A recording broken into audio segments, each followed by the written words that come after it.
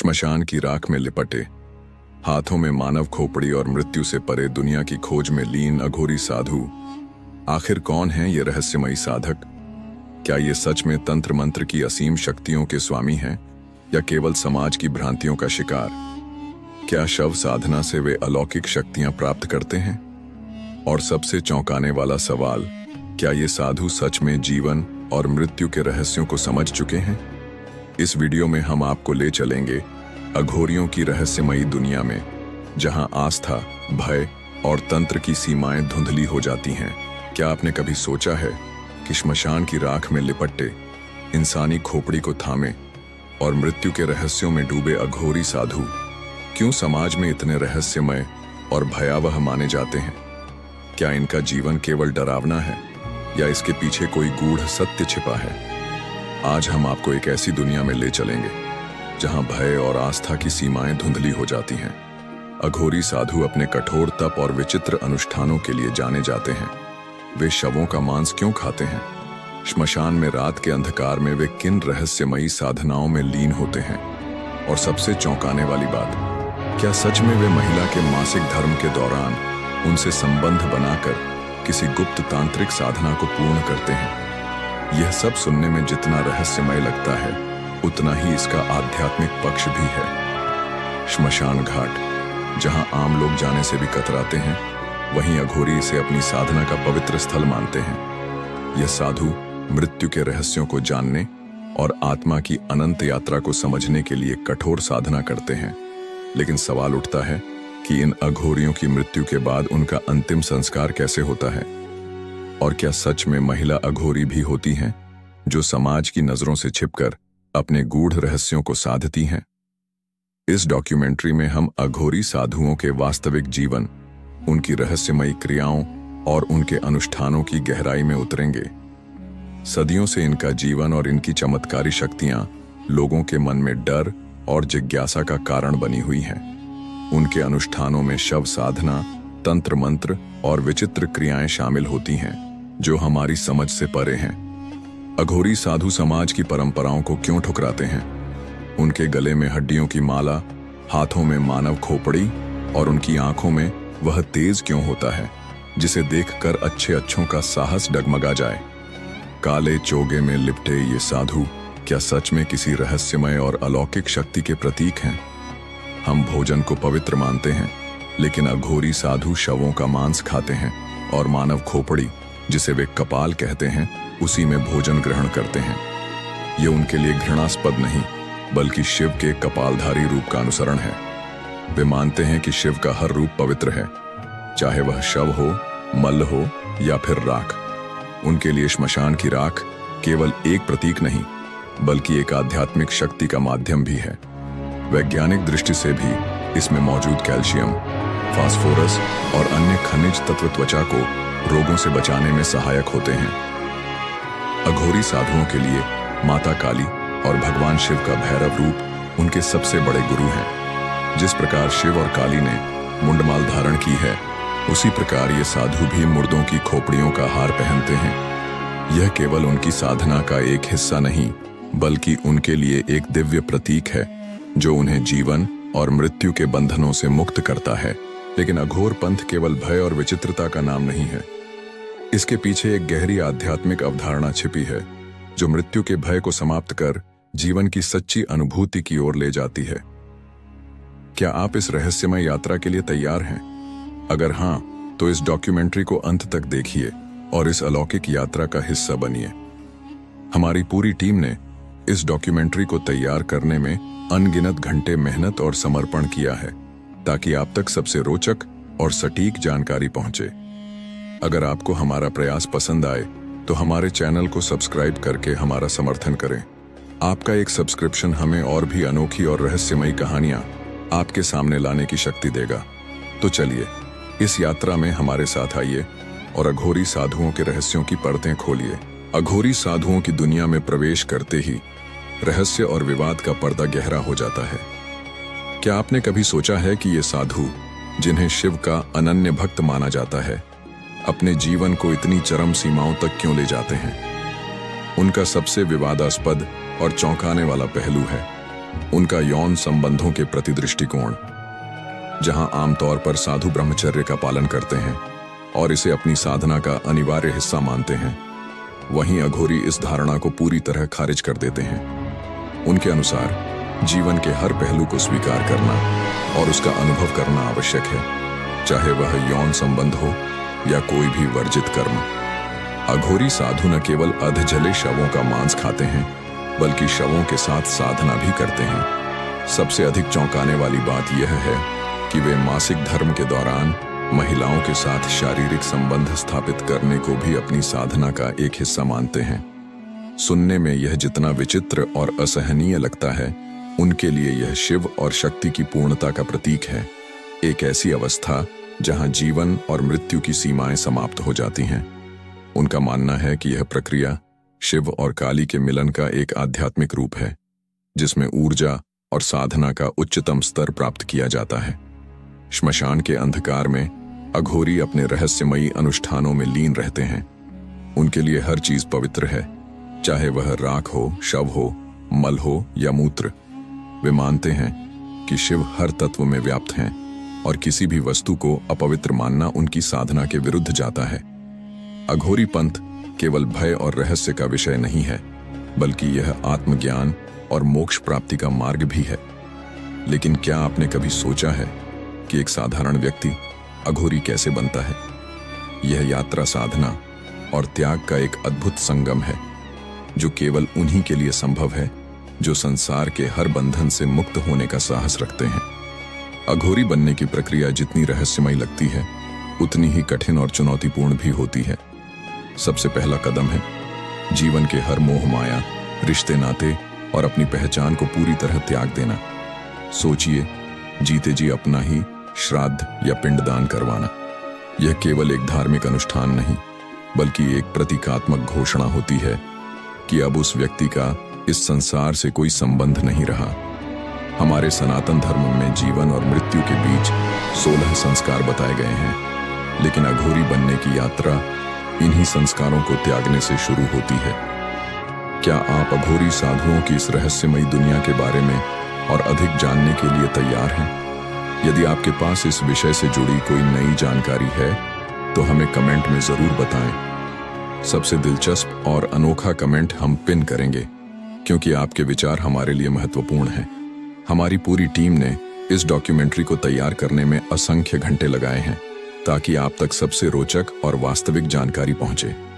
यदि आपको हमारा प्रयास पसंद आया, तो हमारे चैनल को सब्सक्राइब करें और इस रहस्यमय यात्रा का हिस्सा बनें। अघोरी साधु बनने का मार्ग केवल मोह माया से दूर होने का नहीं, बल्कि अपने भीतर की सीमाओं को तोड़ने का भी है। इस रहस्यमय यात्रा में न उम्र की कोई बाधा होती है, न जाति, न ही धर्म। चाहे कोई 10 साल का बालक हो या 50 साल का व्यक्ति, हर कोई इस पथ पर आगे बढ़ सकता है। महिलाओं के लिए भी यह साधना उतनी ही खुली है जितनी पुरुषों के लिए। महिला अघोरी भी इस रहस्यपूर्ण और कठोर साधना का हिस्सा बन सकती हैं, जो उन्हें समाज के हर बंधन से मुक्त करती है। यह साधना केवल एक विशेष वर्ग, आयु या धर्म के लिए नहीं, बल्कि उन सभी के लिए है जो हर सांसारिक मोह, पहचान और सीमाओं को त्याग कर एक नई राह पर चलने के लिए तैयार होते हैं। अघोरी बनने की पहली और सबसे महत्वपूर्ण शर्त है अपने गुरु की खोज। यह केवल एक साधारण प्रक्रिया नहीं, बल्कि साधना का पहला और सबसे आवश्यक चरण है। यदि कोई साधक मानव गुरु को नहीं पाता, तो वह स्वयं बाबा काल भैरव को अपना गुरु मान सकता है। काल भैरव, जो काशी के रक्षक और भगवान शिव के रौद्र स्वरूप माने जाते हैं, इस साधना के मार्गदर्शक होते हैं। उन्हें गुरु रूप में स्वीकार करना अघोरी बनने की पहली शपथ मानी जाती है। इसके बाद साधक को सबसे कठिन और निर्णायक परीक्षा से गुजरना होता है, पिंडदान। यह केवल एक धार्मिक अनुष्ठान नहीं, बल्कि अपने पुराने अस्तित्व को पूरी तरह मिटा देने का प्रतीक है। यह संकेत देता है कि अब इस साधक का इस संसार से कोई संबंध नहीं, न परिवार, न कोई सामाजिक पहचान। अब से वह केवल शिव का साधक है। गुरु के निर्देशानुसार शिष्य को एक गुप्त मंत्र दिया जाता है, जिसे लगातार 12 वर्षों तक बिना किसी रुकावट के जाप करना अनिवार्य होता है। केवल वही शिष्य जो इस कठोर तपस्या को पूरी निष्ठा और समर्पण के साथ निभाता है, अघोरी बनने की अगली प्रक्रिया में प्रवेश कर सकता है। अघोरी साधु 3 प्रमुख प्रकार की साधनाएं करते हैं: श्मशान साधना, शिव साधना और शव साधना। इन तीनों साधनाओं का केंद्र बिंदु होता है श्मशान घाट।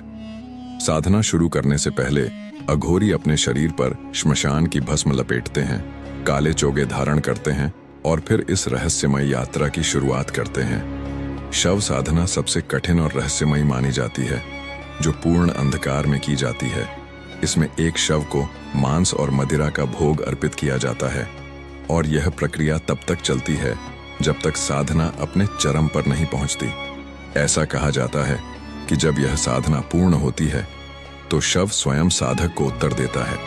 क्या आपने कभी सोचा है कि अघोरी साधुओं की यह रहस्यमयी साधना कहाँ और कैसे की जाती है? यह साधनाएं किसी भी स्थान पर नहीं, बल्कि विशेष ऊर्जा केंद्रों और शक्तिपीठों पर की जाती है, जहां गहरी तांत्रिक ऊर्जा का प्रवाह होता है। कामाख्या पीठ, त्र्यंबकेश्वर, उज्जैन और तारापीठ जैसे स्थानों के श्मशान घाट इन साधनाओं के मुख्य केंद्र माने जाते हैं। इन स्थानों पर केवल अनुभवी अघोरी साधु ही प्रवेश कर सकते हैं।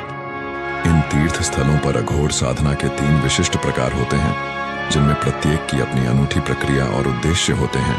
शिव साधना में अघोरी शव के पास बैठकर मांस और मदिरा का भोग अर्पित करते हैं और फिर शिव के प्रतीक स्वरूप शव पर एक पैर से खड़े हो जाते हैं, ठीक वैसे ही जैसे माता पार्वती ने शिव की छाती पर पैर रखा था। यह साधना घंटों तक चलती है और इस दौरान अघोरी अपनी तांत्रिक शक्तियों को जागृत करने पर ध्यान केंद्रित करते हैं। श्मशान साधना अन्य साधनाओं से अलग होती है।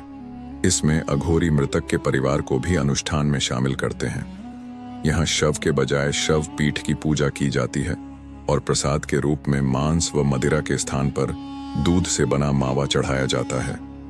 यह साधना मृत आत्माओं की मुक्ति के लिए की जाती है और इसका उद्देश्य शुद्धिकरण व आत्मिक उन्नति होता है। क्या आप अघोरी साधुओं की इस रहस्यमयी दुनिया के बारे में और अधिक जानने के लिए तैयार हैं? अघोरी साधुओं की रहस्यमयी दुनिया सदियों से लोगों के लिए जिज्ञासा और आश्चर्य का विषय रही है। इनकी साधनाएं केवल शक्ति प्राप्त करने तक सीमित नहीं हैं, बल्कि यह जीवन और मृत्यु के बंधनों को समझने का भी एक प्रयास है। परंतु सवाल उठता है कि असली अघोरी साधु की पहचान कैसे की जाए? यह जानना आसान नहीं है, क्योंकि सच्चे अघोरी अपनी पहचान छुपाकर रखते हैं। वे समाज में रहते हुए भी अपने रहस्यों को उजागर नहीं करते। अघोर विद्या के जानकारों के अनुसार सच्चे अघोरी कभी भी दिखावा नहीं करते और न ही किसी से धन या अन्य भौतिक वस्तुओं की मांग करते हैं। यदि कोई साधु आपसे धन या संपत्ति की मांग करता है तो वह सच्चा अघोरी नहीं हो सकता। असली अघोरी अपनी साधना में लीन रहते हैं और पूरी तरह से सांसारिक मोह माया से मुक्त होते हैं। आज के दौर में कोई भी राख लगाकर, काले कपड़े पहनकर और खोपड़ी लेकर अघोरी जैसा दिख सकता है, लेकिन अघोरी होना केवल बाहरी रूप से नहीं, बल्कि आंतरिक रूप से भी एक साधना है।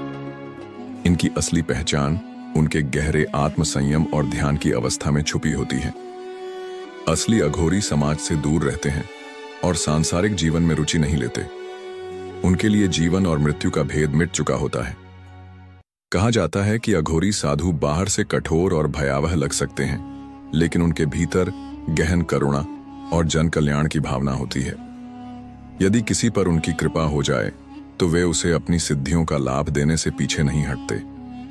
लेकिन उनकी साधना कठिन होती है और उनकी क्रोध शक्ति अत्यंत प्रचंड मानी जाती है। मनोज ठाकुर, जिन्होंने अघोरी एक रहस्यमयी यात्रा नामक पुस्तक लिखी है, बताते हैं कि अघोरी वास्तव में बहुत सरल स्वभाव के होते हैं और प्रकृति के करीब रहना पसंद करते हैं। उनके लिए प्रत्येक वस्तु भगवान शिव का अंश है, इसलिए वे किसी से घृणा नहीं करते और हर वस्तु को स्वीकार करते हैं। इसी कारण वे मांस और अन्य वर्जित वस्तुओं में कोई भेदभाव नहीं करते। उनकी पूजा पद्धति में कभी कभी बलि प्रथा भी शामिल होती है, जिसे वे शिव और शक्ति की आराधना का अभिन्न हिस्सा मानते हैं। अघोरी साधु अक्सर चिलम में भांग या अन्य प्राकृतिक नशीले पदार्थों का सेवन करते हैं, लेकिन यह उनके लिए नशा नहीं, बल्कि शिव से जुड़ने का एक माध्यम होता है। उनके जीवन का हर पहलू शिव भक्ति और साधना से प्रेरित होता है। क्या आपने कभी किसी ऐसे संत, महात्मा या अघोरी साधु से मुलाकात की है जिन्होंने आपके जीवन को गहराई से प्रभावित किया हो? यदि हाँ, तो हमें कमेंट में अपने अनुभव और उस स्थान का नाम जरूर बताएं। सबसे रोचक और प्रेरणादायक 5 कमेंट्स को हमारी अगली वीडियो में शामिल किया जाएगा। आपके विचार और अनुभव हमारे समुदाय के लिए प्रेरणा बन सकते हैं। अब बात करते हैं अघोरी साधुओं के अंतिम संस्कार की, जो उनके जीवन की तरह ही अनोखा और रहस्यमय होता है। हिंदू धर्म की पारंपरिक विधियों से कुछ समानता रखने के बावजूद अघोरी साधुओं का अंतिम संस्कार कई मायनों में अलग और विशेष होता है। जब कोई अघोरी मृत्यु को प्राप्त करता है तो उसके शरीर को सामान्य रीति से नहीं जलाया जाता। अधिकतर मामलों में अघोरी साधुओं का अंतिम संस्कार गंगा या किसी अन्य पवित्र नदी के किनारे किया जाता है। उनकी अंतिम क्रिया 3 तरीकों में से किसी एक से पूरी की जाती है। या तो उनके शव को जलाया जाता है, दफनाया जाता है, या फिर उनके शरीर को नदी में प्रवाहित कर दिया जाता है। एक विशेष बात यह है कि अघोरी साधु कभी भी अपने साथी अघोरी के शव का भक्षण नहीं करते, क्योंकि यह उनके लिए वर्जित कर्म माना जाता है। अघोरी साधना एक गूढ़ और रहस्यमयी परंपरा है जो सामान्य व्यक्ति के लिए समझ पाना कठिन है। यह एक ऐसा मार्ग है जिसमें केवल वे ही सफल हो सकते हैं जो हर सांसारिक बंधन को त्यागने का साहस रखते हैं। अघोरी साधुओं का जीवन जितना रहस्यमय है, उतना ही उनका अंतिम संस्कार भी अनोखा और गूढ़ होता है। कई बार अघोरी अपनी अंतिम इच्छा में यह स्पष्ट कर देते हैं कि उनका शरीर गंगा में प्रवाहित किया जाए या श्मशान भूमि में छोड़ दिया जाए। यह न केवल उनकी साधना का प्रतीक है, बल्कि संसार से पूरी तरह मुक्त होने का संकेत भी। वे मानते हैं कि शरीर नश्वर है और आत्मा अमर, इसलिए उनका अंतिम संस्कार भी उनकी विचारधारा के अनुरूप होता है। क्या आप भी अघोरी साधुओं की इस रहस्यमय परंपरा से प्रभावित हैं? अपने विचार हमारे साथ साझा करें। लेकिन क्या आपने कभी सोचा है कि अघोरी साधुओं की परंपरा का इतिहास कितना पुराना और रहस्यमय है? संस्कृत में अघोरी का अर्थ है अंधकार से प्रकाश की ओर जाने वाला। यह शब्द अपने आप में इतना शक्तिशाली माना जाता है कि यह किसी भी साधक को आत्मज्ञान की ओर ले जा सकता है। अघोरी इस मार्ग को कठोर तपस्या और साधना से प्राप्त करते हैं। अघोरी साधुओं की उत्पत्ति प्राचीन तांत्रिक परंपराओं से जुड़ी हुई मानी जाती है। कहा जाता है कि 7वीं और 8वीं शताब्दी में अघोरी संप्रदाय की जड़ें कापालिक और कालमुख जैसे तांत्रिक संप्रदायों से निकलीं।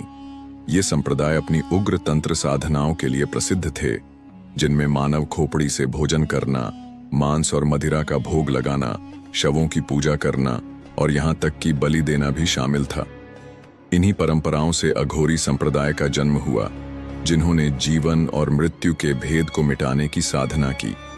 अघोरी भगवान शिव के रुद्र रूप भैरव के उपासक होते हैं और अपने जीवन को केवल मोक्ष प्राप्ति के लिए समर्पित कर देते हैं।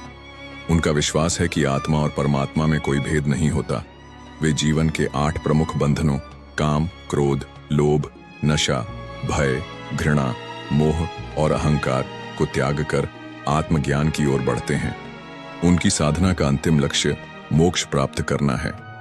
अघोर साधना में अवधूत भगवान दत्तात्रेय को मार्गदर्शक माना जाता है। उनकी शिक्षाएं अघोरी जीवन के हर पहलू को दिशा प्रदान करती हैं। लेकिन क्या आपने कभी सोचा है कि अघोरी परंपरा की नींव किसने रखी? इस पंथ को संगठित रूप देने वाले पहले महान संत थे बाबा कीनाराम। बाबा कीनाराम को अघोरी साधुओं के आदि गुरु के रूप में जाना जाता है। उनका जन्म 1688 ईस्वी में उत्तर प्रदेश के रामगढ़ गांव में एक क्षत्रिय परिवार में हुआ था। कहा जाता है कि उनके जन्म के समय कई चमत्कारी घटनाएं घटित हुईं, जो यह संकेत देती थीं कि उनका जीवन साधारण नहीं बल्कि दिव्यता से परिपूर्ण होगा। एक कथा के अनुसार जब बाबा कीनाराम का जन्म हुआ तो वे 3 दिनों तक न तो रोए और न ही अपनी माता का दूध ग्रहण किया। यह देखकर परिवार वाले चिंतित हो गए। तभी अचानक 3 दिव्य साधु वहां प्रकट हुए, जिन्हें ब्रह्मा, विष्णु और महेश का अवतार माना जाता है। उन्होंने शिशु के कान में कुछ गूढ़ मंत्र फूंके। मंत्रों की इस दिव्य ध्वनि से बालक के भीतर ऊर्जा का संचार हुआ और पहली बार उन्होंने रोना शुरू किया तथा अपनी माता का दूध पिया। यह घटना केवल एक संयोग नहीं थी, बल्कि यह संकेत था कि वे साधारण मानव नहीं, बल्कि एक विशेष उद्देश्य के लिए जन्मे थे। बाबा कीनाराम के जीवन में कई चमत्कारिक घटनाएं घटीं। उन्होंने अघोर पंथ को एक नई दिशा दी और अपनी साधना से यह सिद्ध किया कि जीवन और मृत्यु केवल एक यात्रा के दो चरण हैं। उनकी शिक्षाएं आज भी अघोरी संप्रदाय में पूजनीय हैं और उनकी समाधि वाराणसी में स्थित क्रीम कुंड में आज भी अघोरियों के लिए एक पवित्र स्थल मानी जाती है। अघोरी साधुओं की परंपरा और उनकी साधना एक रहस्यमय दुनिया की ओर इशारा करती है, जहां केवल वही लोग प्रवेश कर सकते हैं जो अपने भीतर के हर भय, मोह और बंधन से मुक्त होने का साहस रखते हैं। उनकी साधना का हर पहलू शिव की आराधना से जुड़ा है और उनका जीवन इस बात का प्रमाण है कि असली मुक्ति बाहरी संसार को छोड़ने में नहीं, बल्कि अपने भीतर की सीमाओं को तोड़ने में है। तो दोस्तों, यह थी अघोरी और नागा साधुओं की रहस्यमयी दुनिया। अब आपके इन दो विशिष्ट साधु परंपराओं के बारे में क्या विचार हैं, हमें कमेंट में जरूर बताएं। साथ ही अगली डॉक्यूमेंट्री आप किस विषय पर देखना चाहेंगे, यह भी हमें बताना न भूलें। तब तक के लिए धन्यवाद।